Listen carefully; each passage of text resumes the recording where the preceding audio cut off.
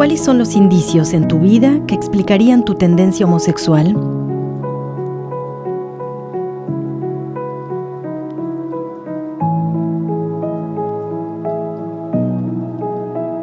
Lo primero que me viene a la cabeza es esta mala relación que tenía con mi padre. Él no ha sido muy afectuoso y también trabajaba demasiado, y es por eso que no lo teníamos mucho en casa. Pero las veces que hemos estado con él, pues no ha habido esa relación afectiva que quizás mis hermanos y yo necesitábamos. Por ejemplo, no había un te amo, no había un te quiero, no había un abrazo, y pues yo creo que eso ha generado una especie de carencia afectiva hacia nosotros. En mi caso, pues, como sabemos, todos tenemos distintos grados de sensibilidad. Yo creo que a mí eso sí me afectó un poco. Y bueno, es por eso que quizás luego existe esto de buscar el afecto en alguien de mi mismo sexo. Segundo, que más o menos entre los 8 o 9 años, un amigo de mi hermano, mayor que él, pues nos visitaba a jugar como éramos niños. Él habrá tenido 14 años de edad. Y bueno, en los momentos en los que nos encontrábamos solos en casa, él aprovechaba esos momentos para tocarme, para manosearme, para abusar de mí. Y no fue en un solo momento, sino que fue prácticamente todo un año en el cual él hacía esto. Y yo creo que eso de alguna manera dañó mi autopercepción, ¿no?, de masculino. Claro, en ese entonces para mí era bonito, ¿no? Porque claro, es quizás el afecto que no tenía con papá o que no tenía quizás con mi hermano, venía alguien y me decía, me daba cariño, me daba atención, me daba su compañía. Entonces yo recuerdo que eso sí me gustaba, esa situación. Mis papás se casaron muy jóvenes. Mis papás venían de dos familias socioeconómicas muy diferentes y vivieron un tiempo de guerra en mi país, un tiempo de guerra en el que los militares, mi papá era militar y tenía que estar mucho tiempo en el campo. Mi mamá quedó embarazada de mí dentro del resguardo, pues, de los militares, quedándose mucho tiempo sola. Entonces la ausencia de papá y ese referente de hombre hizo mucha falta en mi adolescencia y obviamente en la niñez. Nunca lo veía. He tratado de entender por qué. Y ya de joven, en mi adolescencia, leí algunas cosas al respecto. Durante muchos años pensé que mi homosexualidad se debía al hecho de que cuando era muy chiquita, alrededor de los 6 o 7 años, me identificaba mucho con mi padre y me costó mucho identificarme con mi madre, la verdad. No quería parecerme a ella. Recuerdo muy bien que cuando me comparaban con ella sentía una agresividad, un rechazo, y durante mucho tiempo pensé que venía principalmente de allí. Cuando era pequeña también tenía pinta de chico, tenía el pelo muy corto, era muy marimacho y solo jugaba con los chicos. Entonces me convencí de que simplemente venía de eso. Con el tiempo descubrí que tal vez había otros factores. Además, hace poco también me cuestioné sobre la probable influencia de mi hermana, que tiene un año más que yo. Ella también era una marimacho, entonces pues no sé en qué medida me influyó. Creo que hay muchas explicaciones todavía que me quedan por descubrir en mi vida, pero para mí el principal punto es la relación con mis papás, la difícil identificación con mi madre y la identificación con mi padre, por supuesto. Todavía sigo planteándome esa pregunta, pero diría que hay varios factores que han podido ser decisivos, tales como la ausencia de mi padre cuando era bastante joven. Es bastante complicado. Todavía tengo muchas cosas que hacer para entender lo que pasó, pero creo que viene sobre todo de la ausencia del padre.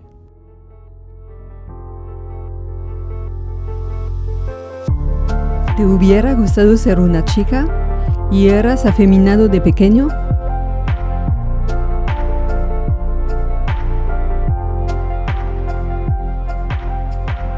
Muy afeminado. De hecho, estaba en el colegio, estábamos todos sentados y hablaba más con niñas y las niñas me enseñaban los juegos de manos y los juegos de manos cuentan historias de me voy a casar, voy a tener hijos y prefería eso a estar jugando fútbol con los otros niños.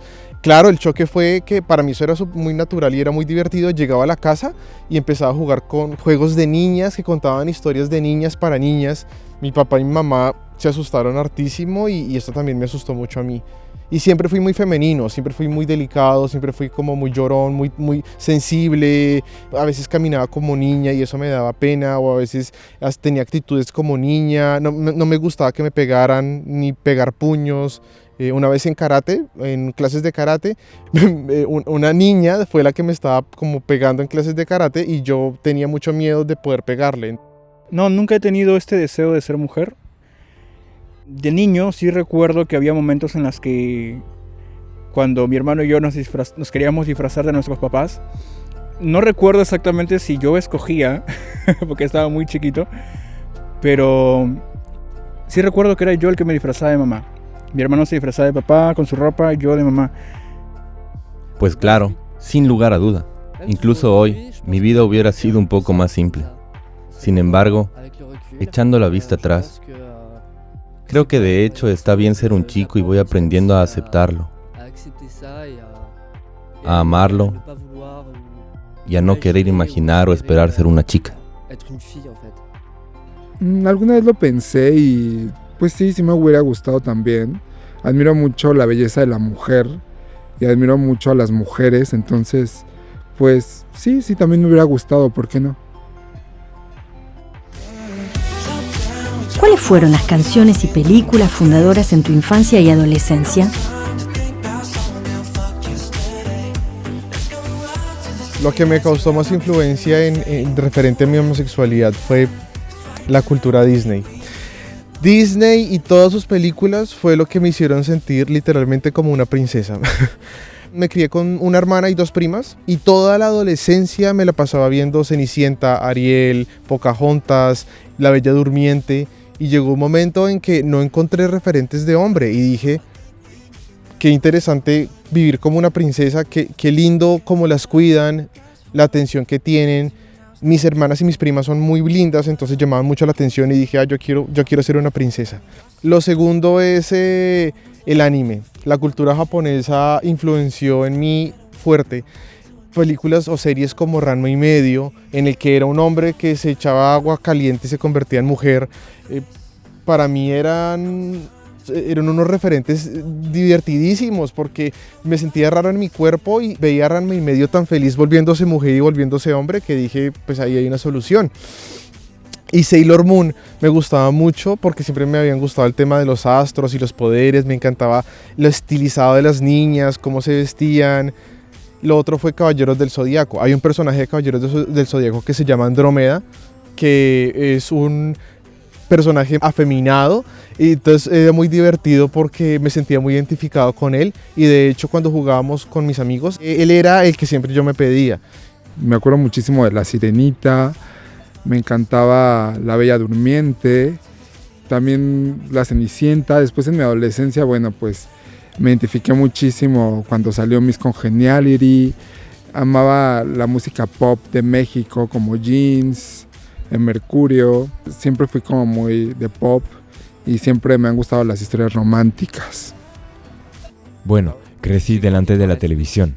Mucha gente piensa que tengo una cultura fenomenal, pero en realidad me pasé toda la infancia mirando dibujos animados.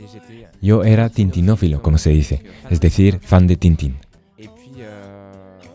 También gran consumidor de videoclips y me encantaban Los Ángeles de Charlie, así que me identificaba con Los Ángeles de Charlie a tal punto que me daba la vuelta como si tuviera un brushing extraordinario y me contoneaba como las modelos. Una vez en un supermercado mi madre me dijo: "Meneas tu trasero como una vaca española". Recuerdo que me ofendió muchísimo. En otro momento, puesto que era un niño muy alegre ya desde pequeño, llamaron a la puerta de mi casa y era un corredor que luego habló a mi madre y la felicitó. Su amable hija me abrió. En aquel entonces jugaba un rol, me identificaba con Los Ángeles de Charlie y a veces los chicos de mi clase se complacían maliciosamente en llamarme por mi nombre solo para disfrutar el espectáculo de mi media vuelta. Pero cuando me observaba a mí mismo y los demás me reflejaban la comedia que estaba haciendo al imitar a las actrices o a las cantantes que me gustaban, me resultaba extremadamente violento. A fin de cuentas, no me veía actuar. Entonces, hasta que no me lo reflejaban, todo iba bien. De alguna manera, permanecía concentrado en mi personaje. Pero si me recordaban mi comedia en su cruda realidad, era súper difícil de digerir, porque en el fondo, la gente me mostraba que desempeñaba un papel y que no me amaba a mí mismo.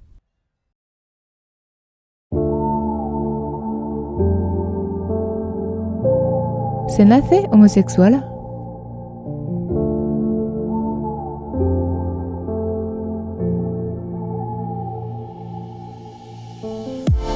A ver, no creo que hayan encontrado un gen gay.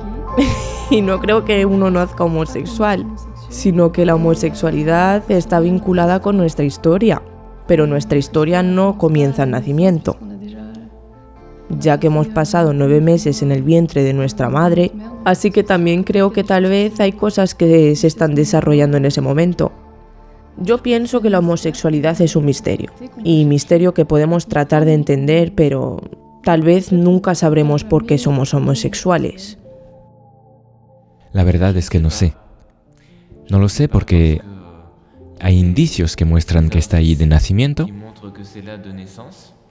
pero no podemos demostrar que existe desde el principio.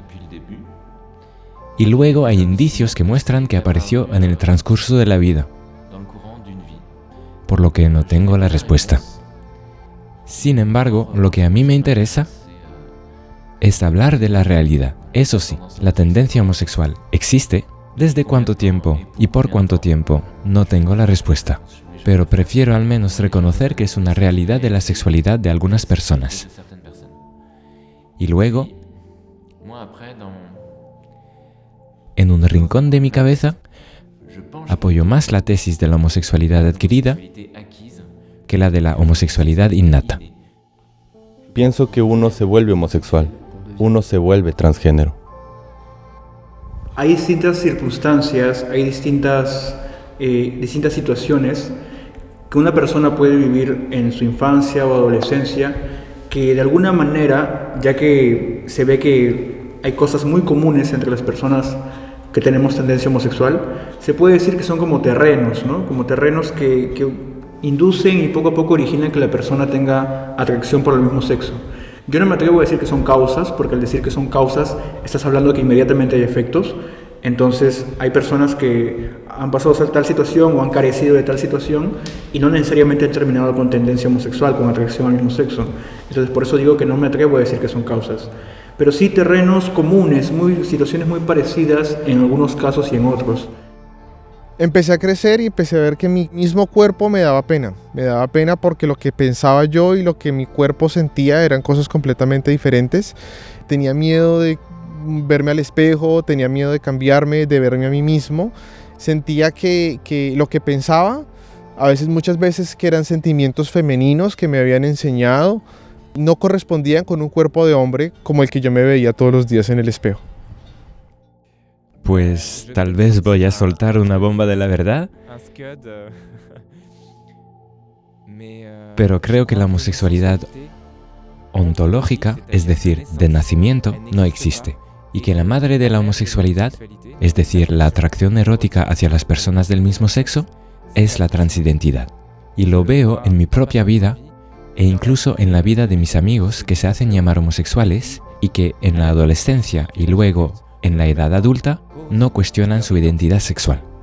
Creo que, antes de sentirse homosexuales, aquellos que se autodenominan homosexuales de nacimiento, en realidad no se sienten identificados con su género sexuado de nacimiento, por lo que la madre de la homosexualidad es la transidentidad. Sin embargo, no me defino como transgénero porque nunca he dudado de mi identidad ni de mi sexuación masculina.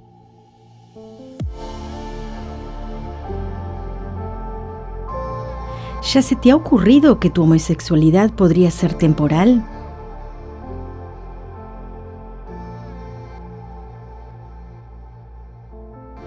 Definitivamente no, o sea, es algo que yo ya he asumido, con lo cual no tengo ningún conflicto y no creo que pase, o sea, simplemente la asumo y vivo con responsabilidad y con mucha paz. No, pero quizás me hubiera gustado que me lo dijeran durante mi adolescencia, que yo podía ser pasajero. Y fue más bien en el momento de mi conversión a mis 25 años que me planteé a mí misma: tal vez podrías amar verdaderamente a hombres. Pero, claro, eso era cuando tenía 25 años. Pensándolo mejor, ahora creo que no. No pienso que sea algo fugaz. Intento, me esfuerzo por pensarlo, pero en realidad no se me ocurre, puesto que ya a los 3 años, en párvulos, cuando me enseñaban a cantar en El Puente de Aviñón, que es una canción infantil muy conocida en Francia, me identificaba con las estrofas de las chicas, cuando había que inclinarse. Y los señoritos hacen así, y las señoritas hacen así. Pues yo quería hacer la reverencia al mismo tiempo que las niñas. Entonces, el simple hecho de que mi homosexualidad y mi sentimiento de no ser un chico sean muy precoces, y casi desde mi nacimiento, incluso si no tengo prueba de ello, explican que nunca imaginé sentir otra cosa. Y por otro lado, nací gemelo. Y eso es un dato natural. Vine al mundo como gemelo. Y he conocido a tantas personas homosexuales que nacieron gemelas, que no asocio mi homosexualidad con una ausencia o una tiranía paterna, ni con una posesividad materna. En mi caso, se centra realmente en mi gemelidad, que es una herencia de nacimiento. Así que creo que ello, sin asentarme en mi homosexualidad, porque soy libre y porque la homosexualidad no es mi identidad ni mi esencia, el hecho de haber nacido gemelo, sin embargo, me arraiga, a mi pesar, en esta tendencia.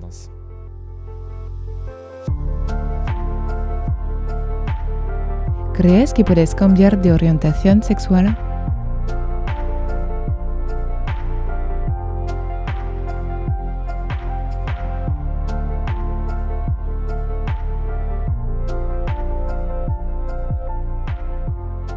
Uy, no, a esa pregunta está llena de misterio. A veces me lo pregunto desde que me levanto hasta que me acuesto todos los días. Y esa misma pregunta está muy cerca de mi creencia a Dios. Cada vez que veo una niña linda, digo, ¿esto va a ser cuándo? Que veo un hombre que me gusta, digo, ¿esto va a ser hasta cuándo? La verdad no sé, la verdad ni siquiera sé qué va a pasar mañana, qué va a pasar después. Bueno, para mí eso no es como importante ni es algo que quiera hacer. Sin embargo, si alguien no se siente a gusto consigo mismo por la orientación homosexual, bueno, pues apoyo que quiera cambiar él su orientación. Sin embargo, en mi propio caso no es una opción, ni es algo que yo esté buscando, ni es algo que yo quiera. Bueno, hay testimonios de personas que afirman que han tenido atracción por el mismo sexo y luego ya no. Y claro, no simplemente por un rato de que algo concreto en su vida ha hecho ese cambio, sino porque muchos de ellos han acudido a ciertas terapias con especialistas, con los que se dicen llamar especialistas del tema. Entonces yo creo que así como es muy importante valorar la historia de cada uno de nosotros y podemos creernos unos a otros, ¿por qué también no creerle a ellos? Si alguien dice que tenía atracción por el mismo sexo y luego ya no, ¿por qué no creerle? He visitado una psicóloga que se autodenomina muy especialista en el tema. Ella dice que ha ayudado a muchísima gente a dejar la atracción por el mismo sexo. Yo sí he acudido a esto, no he dejado esta terapia, pero no es que me frustre por el tema. No es algo que es como que quiero dejar de ser homosexual, que quiero dejar de sentir atracción por el mismo sexo, como si fuera algo malo o hasta peligroso. No, estoy tranquilo, acudo a la terapia y vamos a ver qué pasa. Si desaparece, bien. Si no, bien también. No me hago ningún problema. Bueno, te cuento que ya la consulté y no solo consulté a una, sino que consulté a algo que yo llamo el tour de la psicología. Yo creo que desde los 12 años he estado con, podríamos decir, unos 10 diferentes psicólogos con 10 diferentes especialidades, desde lo que llamamos New Age hasta lo más cognitivo-conductual. Y lo que menos me sirvió a mí fue lo New Age.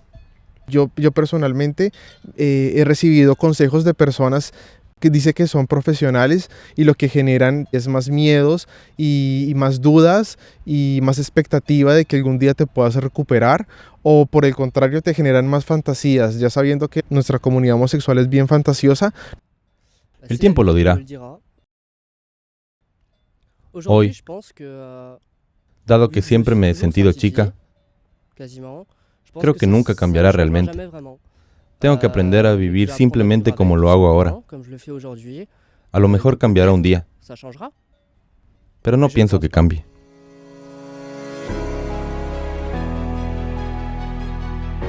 ¿Por qué das tanta importancia a tu orientación sexual?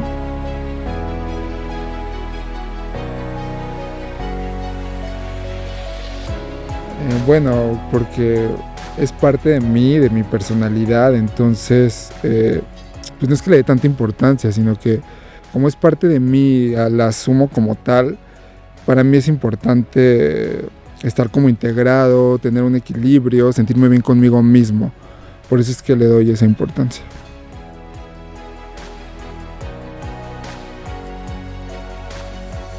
¿Cuál es la definición de la homosexualidad?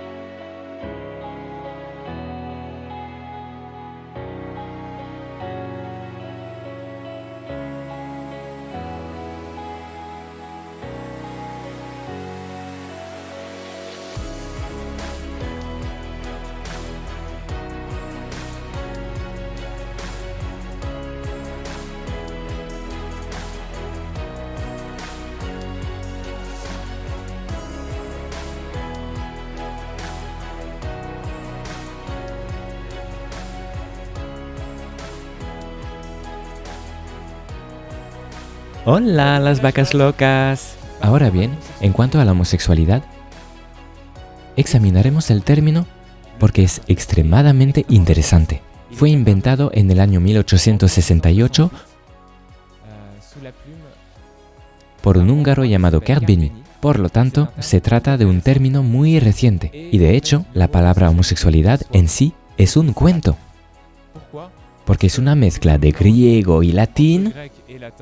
Y encima, homo quiere decir mismo en griego, y sexualidad, que viene del latín secare, que significa cortar, quiere decir otro. Entonces, se emplea en la misma palabra, homosexual, igual y diferente. Bien se ve que es casi una palabra contradictoria. Además de la etimología de la palabra, cuando pronunciamos homosexual, nos referimos sin querer a 5 sentidos diferentes. Puede tratarse de la atracción erótica hacia las personas del mismo sexo, y pienso que la homosexualidad solo es eso, a fin de cuentas, pero también puede remitir a la persona que siente esta tendencia. Tercera realidad a la que se atribuye la palabra homosexualidad también puede referirse a la pareja acto, es decir, el hecho de formar una pareja. También se da a entender al decir homosexual que es la pareja personas, es decir, las dos personas que se emparejan. En fin, la homosexualidad puede ser el acto homosexual, la práctica homosexual. E incluso al utilizar la expresión práctica homosexual, se puede tratar tanto de la primera emoción homoerótica como de la primera mirada, del hecho de besar, de acostarse con alguien o de vivir juntos. Entonces, detrás de los actos no se sabe muy bien lo que se pone. Estos 5 significados de la palabra homosexual dificultan muchísimo las conversaciones acerca del tema, ya que algunos lo convierten en un asunto personal, o en un asunto de actos, o en un asunto de pareja, cuando originalmente la homosexualidad no es necesariamente actuada. Es simplemente un sentimiento, una emoción, una atracción erótica. Por lo que somos libres. Y hay personas que se sienten homosexuales y que nunca pasarán al acto. Luego, igual existen personas que son solteras y que no son menos homosexuales que las que están en pareja. Por todas estas razones, es importante volver al sentido original de la homosexualidad, porque si se convierte en una cuestión de personas, se impide muy rápidamente a la gente los debates al respecto, considerando que hablar de homosexualidad resulta juzgar a las personas o limitarlas a sus actos.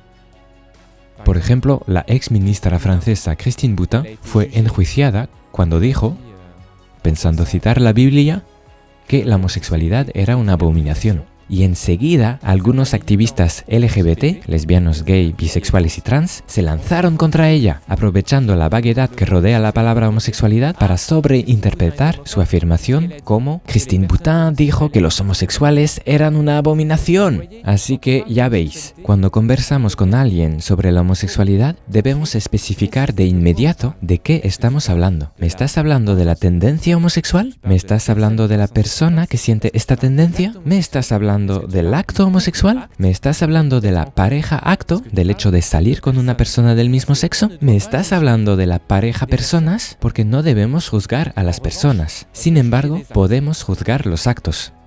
Por tanto, es importante aclarar siempre, cuando hablamos de homosexualidad, de qué estamos hablando, para no juzgar a las personas y al mismo tiempo para no guardar silencio sobre los actos o incluso sobre la tendencia experimentada. Concluiré mi pequeña presentación diciéndoles que una vez que se ha identificado las 5 realidades a las que el término homosexualidad puede remitir, y a pesar de que creo que la más real y finalmente la única que es válida es la atracción erótica hacia las personas del mismo sexo, no se puede prescindir de la pregunta ¿es la homosexualidad una identidad? Y contestaré diciendo que no, no es una identidad. No nos definimos por nuestra atracción erótica, ni por las personas que nos atraen, ni por lo que hacemos en la cama, ni por nuestra pareja. Nuestra verdadera identidad es la de hombre o de mujer y la de hijos de Dios, si tenemos la suerte de conocerlo. Entonces, para concluir, la sexualidad no es solo el bajo vientre, incluye a toda nuestra persona. Y esta será la única realidad que permanecerá arriba. Es decir, que en la realidad de la resurrección no habrá más matrimonio, pero sin embargo quedaremos hombres y mujeres. Y ello para siempre. Incluso las personas transgéneros o transexuales que han modificado su cuerpo. Y luego, la homosexualidad no es una identidad, puesto que no nos definimos por nuestros sentimientos o nuestra práctica genital. Entonces, la homosexualidad es una sexualidad sin sexualidad. Sin embargo, por mucho que la orientación sexual o la tendencia homosexual no nos definan, a veces condicionan fuertemente nuestra identidad, nuestras acciones. Es por eso que, aun cuando el término no sea correcto, se puede hablar igual de las personas homosexuales. Aunque, lo repito, el término no es correcto, puesto que idealmente yo debería decir soy un hombre y un hijo de Dios habitado por una atracción erótica más o menos duradera hacia las personas de mi propio sexo. Pero obviamente ustedes se dan cuenta que resulta un poco largo. Así que, a falta de algo mejor, dejo homosexual como adjetivo. No digo que soy un homosexual, digo que soy una persona homosexual. Así al menos nos entendemos. Y al mismo tiempo, no me reduzco a mi tendencia, solo digo que ella está aquí, que existe, desde cuándo y por cuánto tiempo, no lo sé. Y ahora, pues hablemos de ella juntos.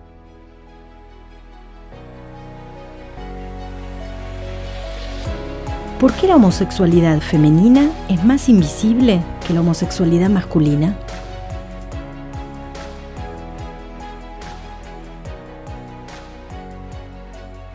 ¿Me ves bien? ¿No soy invisible? Hola a todos. Me gustaría hablarles de la homosexualidad femenina y en particular de la invisibilidad de las mujeres homosexuales en nuestra sociedad. Hoy día se oye cada vez más el lema «Sed visibles», en particular dirigido hacia las mujeres lesbianas. Este eslogan sustituye un poco al "Sed orgullosos". El "Sed visibles" está dirigido a todas las personas homosexuales, pero específicamente a las personas lesbianas, con la idea de que deben de ser tan visibles como los hombres. Cada 26 de abril se celebra el Día de la Visibilidad Lésbica. Así que vamos a plantearnos esas preguntas. ¿Por qué se les pide a las lesbianas que sean visibles? ¿Son realmente invisibles? ¿Por qué, en general, a la homosexualidad femenina se la valora menos que a la homosexualidad masculina? ¿También se la considera menos grave? Veamos primero la invisibilidad de las lesbianas en las ficciones lésbicas. Es algo que se repite a menudo. Existe en Francia, por supuesto, el espectáculo de Océane Rosemarie, hoy convertida en Océan, titulado La lesbiana invisible. En este, Océane Rosemarie constata que se habla muy poco y muy mal de las lesbianas. Y en las pocas veces que sí, a menudo, solo son caricaturas. Por lo que ella decidió describir este monólogo humorístico para mostrar el verdadero mundo lésbico. Dicha noción de invisibilidad de las lesbianas vuelve en otras obras de ficción, comúnmente homosexuales, pero también lésbicas, dado que este sentimiento de ser invisible es algo que se encuentra en todas las personas homosexuales. En las ficciones, los libros, las películas, novelas, el personaje homosexual suele presentarse como un ser invisible, ya que la homosexualidad en sí es un miedo a existir en el mundo, un miedo a ser único. Eso es lo que traduce simbólicamente la invisibilidad. Sin embargo, también ella corresponde a una realidad. De hecho, las lesbianas son efectivamente menos visibles que los hombres gays. Precisamente en los barrios homosexuales se encuentran casi solo a hombres, a muy pocas mujeres lesbianas. Si se los compara con los bares y clubes gays, hay muchísimos menos establecimientos lésbicos. ¿Quién sabe? Tal vez la homosexualidad femenina sea menos rentable. También se puede decir que las parejas gays son mucho más conocidas que las parejas lésbicas. La gente puede citar fácilmente a las parejas homosexuales de hombres. Por ejemplo, Dolce & Gabbana, Arthur Rimbaud y Paul Verlaine. Pero les cuesta muchísimo más mencionar a parejas femeninas. La homosexualidad lésbica es menos visible. También está menos reprimida. Es decir, en los países donde la homosexualidad es ilegal, la homosexualidad femenina siempre será o banalizada o bien perseguida de manera menos fuerte. ¿Por qué se les otorga un lugar menos importante a las mujeres homosexuales? Primero, creo que eso viene de la naturaleza femenina de las lesbianas, el hecho de que sean mujeres. Vivimos en un mundo donde se tiene más en cuenta el deseo masculino. Quizás porque los hombres juegan un papel más importante en el coito y la reproducción, mientras que el deseo femenino tal vez sea más secundario desde un punto de vista natalista de la pareja. En segundo lugar, también se suele ver la homosexualidad femenina solo desde una perspectiva machista y a menudo caricaturesca, en todos los casos falsa.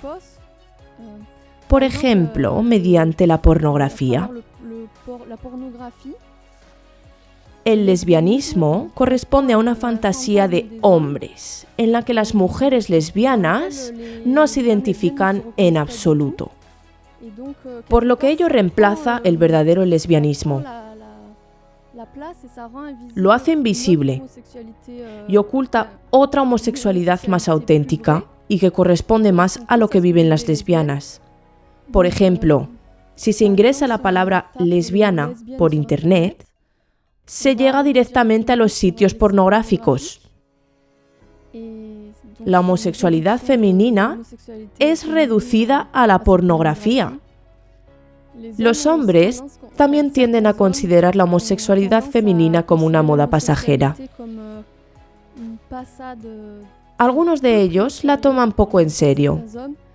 Por ejemplo, toda mujer lesbiana ha oído al menos una vez en su vida a un hombre que le ha propuesto tener sexo con él, pretendiendo hacerla cambiar de acera. El deseo de las mujeres homosexuales es poco considerado, no se lo toman en serio. Otro punto que está en juego es que actualmente el aumento de la bisexualidad oculta la peculiaridad de las mujeres lesbianas. Por lo visto, este deseo particular de las mujeres por otras mujeres se diluirá en un deseo que puede ir tanto hacia los hombres como hacia las mujeres. De cierto modo, ello contribuye a banalizar el lesbianismo. Y lo comprobamos con el mundo de la moda, que la bisexualidad femenina pasa totalmente desapercibida. Por fin, último punto. Esta constatación de invisibilidad puede deberse a las propias mujeres lesbianas. De hecho, ellas suelen vivir su homosexualidad en su rincón, de manera individual y en pareja. Este lema, sed visibles, finalmente, ¿qué significa? De alguna manera, invita a ser visible, pero solo en el marco de la promoción-justificación de la homosexualidad. Sin embargo, concretamente, no corresponde a un aumento real de la visibilidad lésbica. Aun cuando se puedan encontrar algunas excepciones, y por mucho que se vea a cada vez más parejas lesbianas en las películas y las novelas. Entonces, chicas, atrevámonos a mostrarnos, pero no de cualquier manera, no para el mercado ni para eslóganes, sino en verdad y, ¿por qué no?, en nombre de Jesús.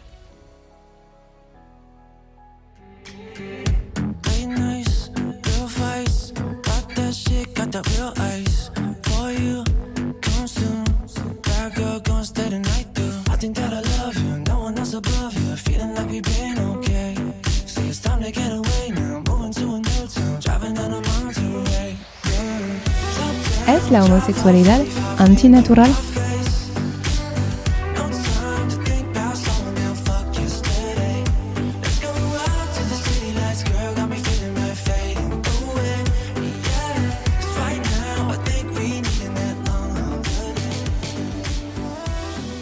Pienso que no.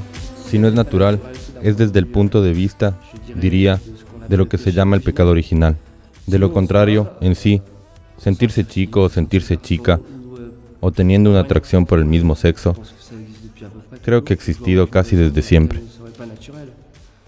Si por natural queremos decir lo que existe en la naturaleza, en los animales, entonces la homosexualidad es aparentemente natural, ya que algunos científicos pretenden que se encuentra en el reino animal. Pero no creo que esa sea una razón suficiente para justificarla, puesto que no todos los comportamientos animales deben aplicarse necesariamente al hombre. Aunque no sea natural, creo que la homosexualidad está muy conectada con la naturaleza. Ya que nací gemelo, tengo un hermano gemelo, entonces es un hecho natural. Y conozco a muchas personas homosexuales que nacieron gemelas. Por tanto, aun cuando la homosexualidad no es natural, todavía sigue siendo muy vinculada con la naturaleza. Simplemente porque tenemos reacciones fisiológicas o corporales, y ello parece natural. Siempre he desconfiado en todos aquellos que agregan moralidad a la naturaleza. A menos que seamos creacionistas y que confundamos a Dios con la naturaleza.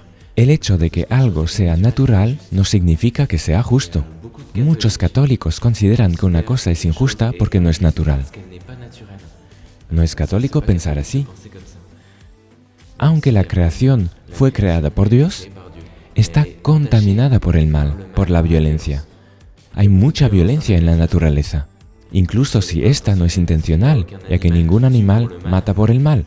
Pero en todos casos, nosotros, como seres humanos, no deberíamos juzgar lo bueno o lo malo según la naturaleza. tenemos que apoyarnos moralmente tanto en la naturaleza como también en la sobrenaturaleza. Lo sobrenatural, no somos solo mamíferos, no somos solo animales, también somos criaturas sobrenaturales. Entonces, la naturaleza no debe ser el único criterio para juzgar el bien o el amor. Y ello funciona igual para la homosexualidad. Es decir, que la homosexualidad no es mala porque sería antinatural. Es mala más bien por razones sobrenaturales. En mi opinión, no es tanto la homosexualidad o la transidentidad lo que no es natural, sino su forma y la manera como se va a experimentar. Me refiero a la práctica homosexual o a la toma de hormonas y al acto quirúrgico. Eso, para mí, es claramente antinatural. Todos coincidiremos en que no es natural tomar hormonas y hacerse cirugía.